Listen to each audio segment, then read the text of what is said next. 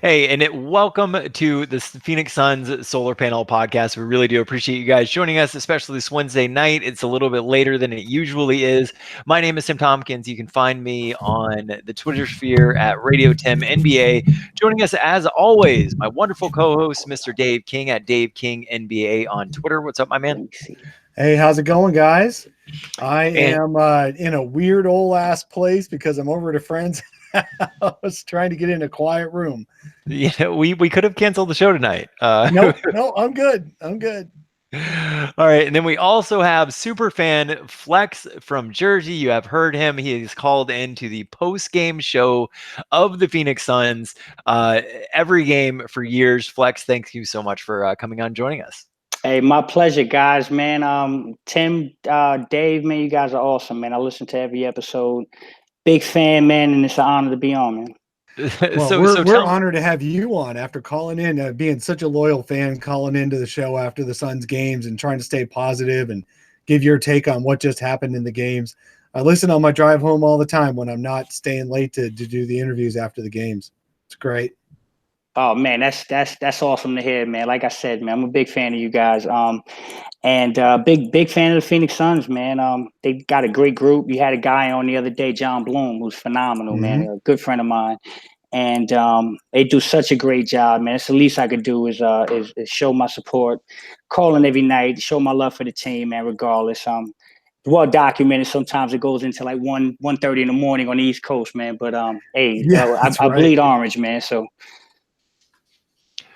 you stayed to the bitter end of those 20 losses.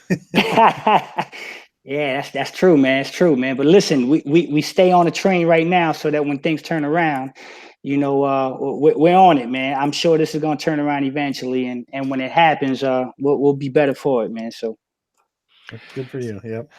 So if you're watching on the YouTube right now, normally when somebody talks, they get the big screen. I just noticed for some reason I'm the only one that is on it right now, and you guys. Hey, that's fine with me. Actually, you're the best looking one of us. Oh, Jesus. I don't understand why. So anyway, a couple of house cleaning items before we get into what we're going to get into, which are the rumors that have been circulating. Gambo is saying that the Suns are not going after D'Angelo Russell, although you have people like Zach Lowe saying that the Suns are possibly interested. We've heard reports that Devin Booker has been advocating for the Suns to be able to get their hands on D'Angelo Russell. But before we talk about that, if you are going out to Phoenix Suns Summer League, or to Las Vegas Summer League, I should say, for the Phoenix Suns, we are planning a get together. It is next Saturday night, July 6th. It is going to be at the Mirage Hotel at the Still Crafts and Drafts and Eats Bar. Again, that's at the Mirage Hotel, Saturday, July 6th. We're doing this in collaboration. I believe it's the same place as last year, by the way.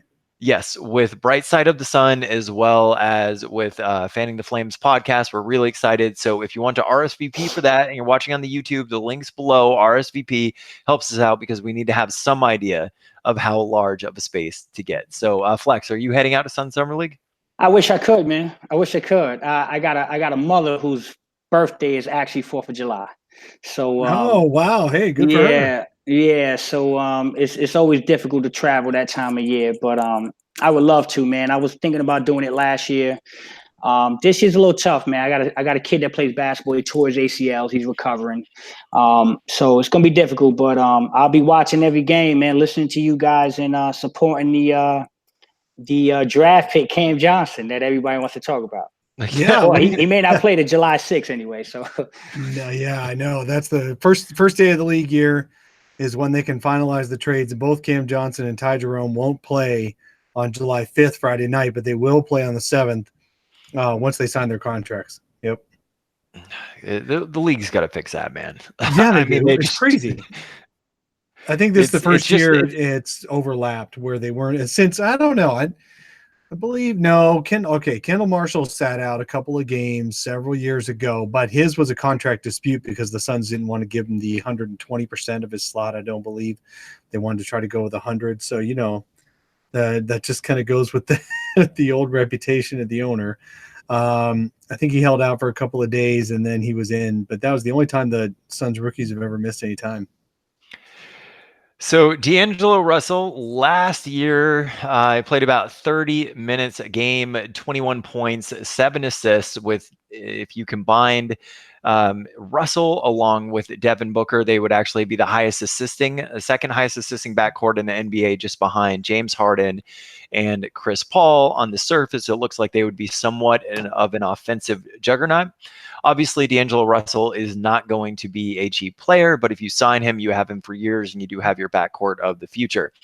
D'Angelo Russell last season allowed 110 points per 100 possessions when he was on the court. If you look at Devin Booker last season, per 100 possessions, he allowed 118 points while he was on the court. Obviously, there would be some defensive issues with this team. He would also not be an inexpensive player and would really handicap the Suns in terms of moves that they can make moving forward. But you have the positives with D'Angelo Russell. And one, he is young. One, he is improving. And also, he is a friend of Devin Booker. And a lot of people are worried if the Suns do not improve, Devin Booker will be requesting a trade out, much like Anthony Davis did. Gentlemen, let's start with you, Flex. What are your thoughts on the Suns possibly acquiring D'Angelo Russell and whether or not he would fit with this team? I tell you what, man, I'm so torn on this, man. It's like a roller coaster. I one day I'm saying, you know what, beggars can't be choosers, man. We haven't sniffed playoff basketball for 10 years. You got a guy like D'Angelo Russell, who's an all-star, who might want to come play in Phoenix alongside Devin Booker. It'll be one of the most dynamic backcourts in basketball. We will struggle on defense, but it's hard to tell an all-star that we don't want you because we're worried about cap implications. With that said, there are cap implications, and you're kind of going all in. You're going all in. You're putting all the chips in the middle of the table, and you're saying, I believe Devin Booker, D'Angelo Russell, and DeAndre Ayton is the future of Phoenix Suns basketball and can contend. So I'm so torn, man. But the one thing I do know is the guy's 21-7-4. He shot 44 from the field. He shot 37 from three. He got better at that every year. His field goal percentage has been consistent. He improved his scoring average every year in the league. He's getting better. And it's going to be really hard, man. So gun to my head, it's going to be hard for me to say no to D'Angelo Russell, man, especially with what we did with the TJ Warren trade and dumping some salary. I think the fans want to see something a little bit more exciting than Corey Joseph or, Darren Collison, to be honest. So, yeah, man, that's kind of where I'm at with it, man. Yeah, I'm with you, man. There's got to be a big free agent signing. If there is not a big free agent signing in the first few days of July, then the Suns are in big trouble on selling tickets and fan happiness, man, because something has to happen. People were disenchanted by the draft day, and they're going to be disenchanted by free agency if all we see is, as you said, Flex, is Cam Joseph, nice, Corey Joseph, or Patrick Beverly, or guys like that. While the team may be better in the long run, the team might be better next year if you get mid-career, mid-tier veterans. No one's going to be happy for sure. So until they start winning actual games. So if you get D'Angelo Russell, everyone's happy for the summer. You might not win more than 30 games with D'Angelo Russell, but they're happy watching these two guys scoring a ton of points every game. So there's that chance that fans will come back and people will get excited. But I do worry about their defense, and I know what you're saying. I worry about them overpaying for two big stars. And then you've got a defensive question mark in the middle with DeAndre Ayton too. So you got to worry about whether these guys can actually go deep in the playoffs. I think they probably could. I think they'd be like the Portland Trailblazers, where at some point they'll get good enough to where they'll go to the conference finals or something like that in a perfect world. But that requires a great coach, a really good GM, a really good roster around them of role players who can make them look as good as possible. So that's a small window. That's a small window to get really good with D'Angelo Russell and Devin Booker as your backcourt. Well, to kind of piggyback on that, so you do have that backcourt that, again, is Devin Booker giving up 118 points per 100 possessions, D'Angelo Russell giving up 110 points per 100 possessions. I didn't check on DeAndre Ayton prior to recording this, but I would assume it's kind of up there as well. He was their best defensive player statistically, besides maybe Richaun Holmes. Oh, okay, statistically, Wow. but definitely not much of a rim protector. And then you go ahead and No. you add in a starting power forward in Sharge, who by all accounts is a good defender, but he is not a PJ Tucker defender. He is not going to fill entire gaps. He can defend his position, and he's a good help defender, but he does not have this overwhelming influence on the overall defense of a team. And then you add in a Kelly Oubre, assuming that the Suns are able to retain him because they did go ahead and extend that qualifying offer, making him a restricted free agent. All signs are that they do want to retain Kelly Oubre, who is a good defender, and I say that very liberally, right? He's a can be good defender when he's focused and he's into right. it. He's a good defender. He's just So you not have always good. right. So you have 5 of these guys on the team, 3 of which are a negative right now at their position, and 2 of which are replacement player level defenders. That is a recipe for a team that can win regular season games, to your point, but is just going to get demolished in the playoffs. So then you have to ask yourself, are there enough role players and guys that they can get that would fit alongside them that could make up for some of that defensive liability, assuming that most of the game your 5-man starter lineup isn't playing the majority of it? Well, and that's always true. The 5-man starter lineup does not play the majority of minutes. They start the game, they finish the half, they start the half, the second half, and they finish the game. And only if they've been playing really well the whole time do they finish the game as a 5-man lineup. So really, you got to have depth, and the Suns are developing the depth with Aaron Baines and with Dario Saric. I'm sure they're going to have somebody else at power forward to rotate with Dario Saric. You're going to have depth along the wing as well, and you're going to have more point guards than you know what to do with. So the Suns are deep enough to find 5-man lineups that are really good out there. And sometimes having a great offense is a pretty good defense. The Suns in the mid-2000s had a pretty good defense, and they only had a couple of guys out there who could actually play it. When you've got a starting lineup with Jason Richardson, Steve Nash, and Amari Stoudemire, and you make the Western Conference Finals and you're a bounce away from possibly making the finals, then you know that a good offense can become good defense. Right. You know what though, man? I this is why I'm torn, because I mean, Tim's making great points, man. You gotta take the good with the bad. So the good is we're gonna have a dynamic offense that can score with anybody. The pace is gonna be tremendous. But Monty went public and said he's not a big fan of pace. So that makes me wonder a little bit if that will His New Orleans teams were always slow too. Excuse me? His New Orleans teams were always slow too. He's very methodical. He's from that Popovich tree, and so it makes me wonder if is the juice is worth the squeeze, and the part where I land right in the middle is, do you take the $27 million you're going to give D'Angelo Russell, and do you spread that out a little bit? Do you go get a Patrick Beverly and a Thaddeus Young? Do you try to go for a little bit more depth instead of putting all your chips in the middle of the table, and trying to hope that Devin Booker is your A1 superstar along with your number 1 overall pick in DeAndre Ayton? Because I think that's what's kind of getting lost a little bit. I think there's an argument to be made that if you sign D'Angelo Russell, now you're talking about a very similar to backcourt than Portland had. You're talking about Lillard and McCollum, but now you got DeAndre Ayton doing probably the same thing that we all screamed and went crazy about last year, was the fact that the guy is the number 1 pick in the draft and he's getting 10 shots a game. So, do you worry about that? Do you worry about it being D'Angelo and Book, and now you're losing the value in DeAndre Ayton? So it's a very thin line between what to do and what not to do here.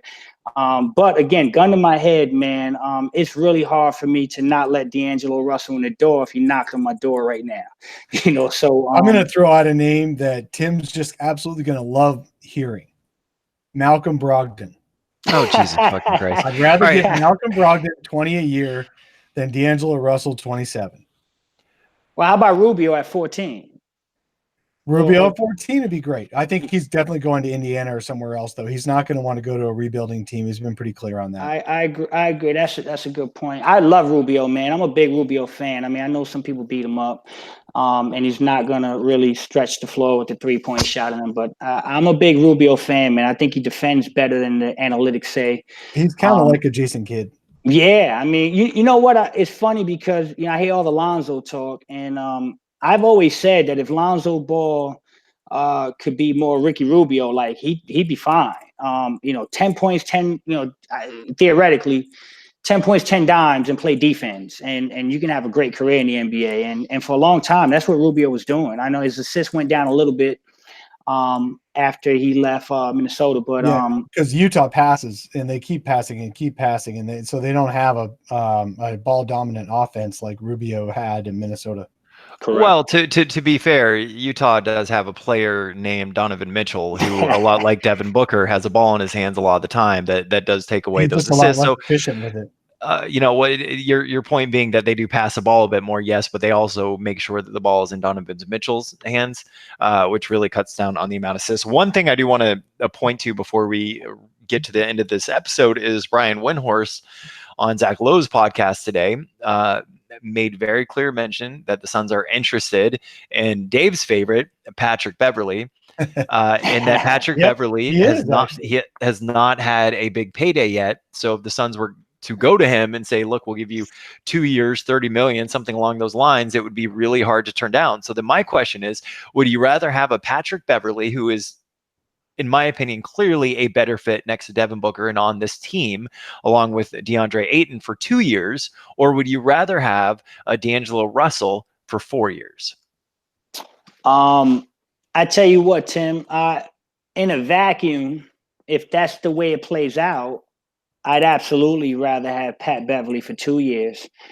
But I think we saw something a couple days ago where Pat Beverley made it very clear, trying to secure the bag.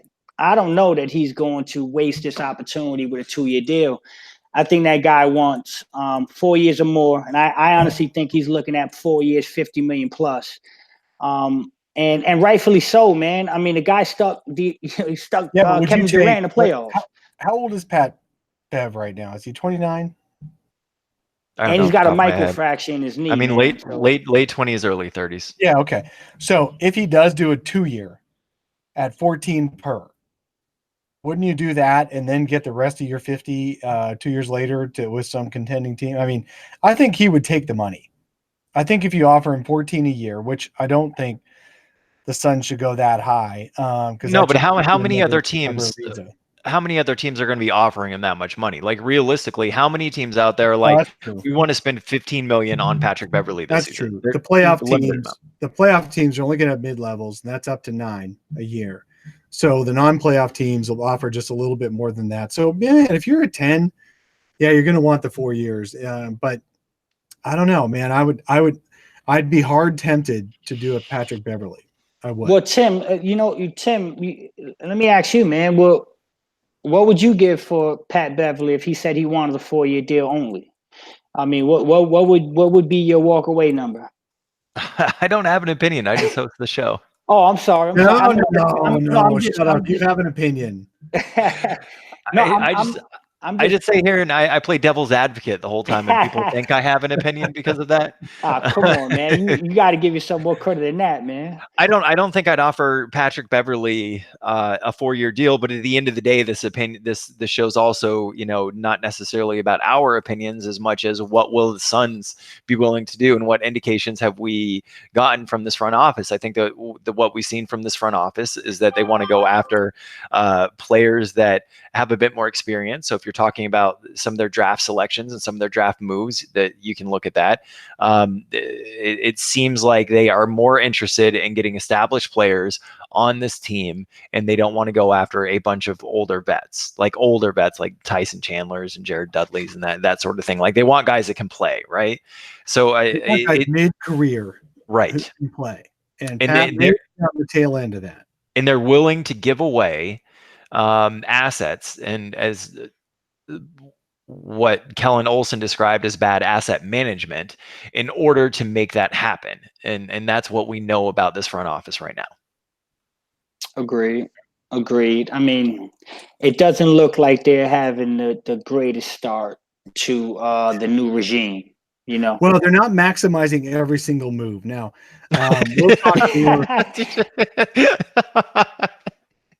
No, I tell you what, I'm putting out an article in the next day or two about McDonough's draft history versus an article that was written by Tom Haberstroh recently about how that method has not actually been as successful, and McDonough being the guy who drafts the 19-year-olds and gets the A's and the B's on the draft grades, and then ends up winning 20 games in a season.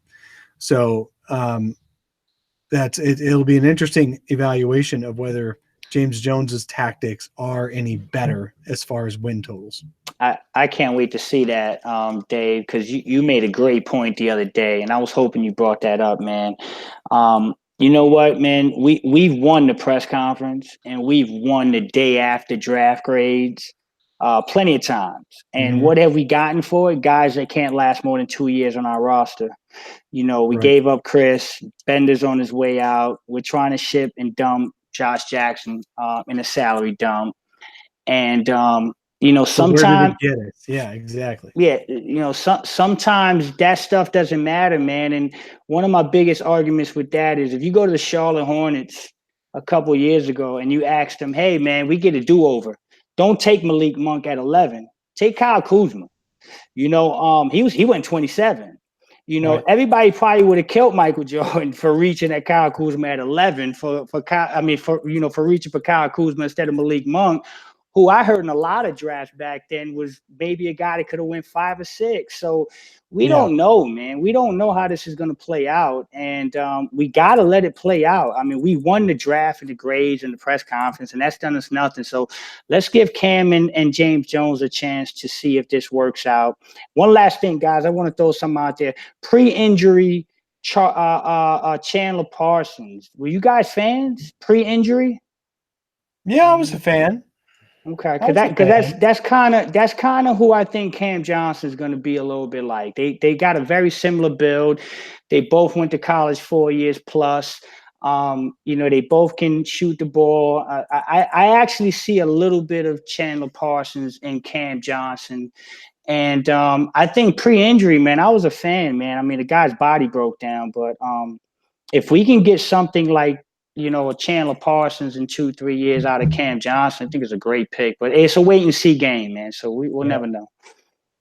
We do know one thing, and that is nice, is that the Suns are actually investing in a coaching staff as well as an assistant coaching staff this time around, and that's been an absolute joy to see, at least for myself. Well, Flex, thank you so much for coming on the show. We really do appreciate you. Heard you so many times on the post games, and it's been really great. Dave, a pleasure as always. Espo will be back. We're actually we normally record Saturday mornings for everybody that's watching on the YouTube right now, but we are going to do a post free agency show on Sunday night. We aren't sure exactly what time because it depends whether or not the Suns make any immediate moves, but we'll throw that out on Twitter. So make sure that you're following us on Twitter at Suns Solar Panel. And again, if you want to come out and hang out with us for Suns Summer League, we're doing a Suns fan meetup on Saturday, July 6th. It's at the Still Crafts and Drafts and Eats bar at the Mirage Hotel.